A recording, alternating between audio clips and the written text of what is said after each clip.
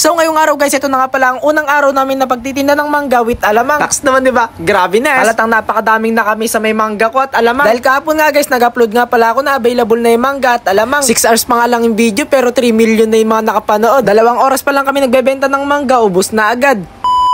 So yun, bago nga pala ang lahat guys, ayun, mas maaga na ang kailangan kong paggising ngayon at mas maagang pamamalengke. Dahil hindi lang sa may halo-halo ang lulutuin natin sa umaga, pati na nga rin pala alamang. By the way, hindi naman tayo masyadong mahahasil nga sa may pagluluto ng halo-halo dahil sanay naman na tayo doon, tapos may makakasama naman tayo sa pagluluto nun. Kaya ito nga pala guys, maaga pa lang inamalengke na nga rin pala ako para sa halo-halo. Sinabay ko na rin yung para sa mga lulutuin kong alamang. Syempre bago ko lutuin yung mga alamang na yun, nilinis na muna natin yan. Pinilian ko na rin dahil naluto ko naman na yung alamang guys. Ito na nga pala guys, tetekman ko na. Grabe nice. Bale ito, para matikman ko na, nagbalat na muna ako ng isang mangga. Grabe nice. Bali 30 kilos nga lang pala yung mangga namin ngayon. Dahil ito lang kasi yung available sa may pinagkukunan ko ng mangga. Baka may mga nagbebenta ng mangga dyan guys, message nyo lang ako. Baka may mga nakakaalam dyan ng mga supplier ng mga mangga. Bali ako nga pala ay taga dito sa may San Jose City, Nueva Ecija. Bali pagkaluto ko nga pala ng alamang dahil okay naman na yung mangga natin, available naman na agad. Bali pumunta na nga pala muna ako dito sa may pinagpupestuhan. Nandito na nga rin pala yung katrabaho nating si Marian. Bali sasamahan ko na nga pala muna siya dito saglit. Ayusin na muna namin yung mga panindang mangga. Habang makakasamahan nga pala natin guys, nagluluto pa nga lang pala ng mga para sa halo-halo. Bali maya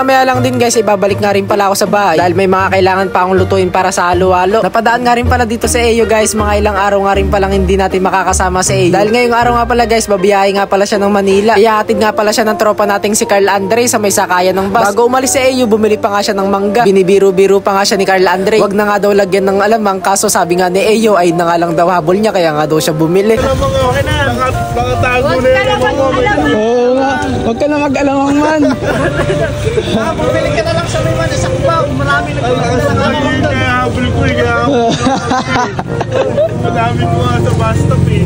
Nakakatawa nga guys, napakaswerte magbenomano ni Eyo. Pagkabili niya nga guys, tapos pagkaalis nga nila, ayun, sunod-sunod nga yung mga naging customer namin. Yung iba hindi ko na rin na video, nataalis na rin nga pala ako dahil meron pa akong iluluto sa halo-halo. Pagkatapos, ito na nga pala ngayon guys, ay pabalik na kami ngayon kay Marian. Dala na rin namin yung mga panghalo-halo. Pagdating nga namin dito guys, 1 oras pa nga lang akong umalis dito. Ito na nga pala yung naabutan kong mamangga, napakaunti na lang. Kaya ito na guys ng mga gamit para makapagtinda na kami ng halo-halo. Medyo tinanghali na rin kasi kami. Bali, ang pagtitinda nga pala muna namin ng mangga ngayon nga guys, ay wala nga pala kami munang mga balat-balat ngayon kasi hindi pa dumarating yung mga garapon na order ko. Bali, ang binibenta namin ngayon guys, per kilo nga pala, tapos may kasama ng alamang. Bali guys, nagbebenta nga rin pala kami ng alamang lang, kaya napakarami ng mga niluto kong alamang kanina, pero kakaunti na lang dahil nga pala napakarami rin nag-extra alamang. May panibago nga pala akong papagawang tarpaulin. Ito nga pala ay para sa halo-halo. Bali, pag kami mga free time nga pala ako ng gabi, bago ako matulog, inedit ko na nga rin pala to paunti-unti. Bali, 2 nga pala inedit ko. Papakita ko sa kanila paring Eser kung ano mga reaction nila, kung magugustuhan nga ba nila yung bago kong inedit. Okay lang.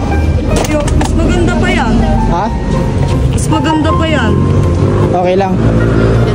Mas maganda pa yan kaysa sa isa. Ayun nga guys, pinakita ko sa kanila, naging success naman, nagustuhan talaga nila. At ito na nga pala yung mangga namin guys, kalating kilo na lang binebenta namin, binili na nga lang pala nila sir. Bali alamang na lang binebenta namin guys, wala nang mangga. Grabe, unexpected na napakabilis maubos. Kakaubos lang sir. Last na binenta ay kalating kilo. Kakaubos pa nga lang ng mangga guys, may dumating nga pala, ito nga pala si sir. Kaya alamang na nga lang pala binili ni sir, wala nang mangga. Kailan po meron?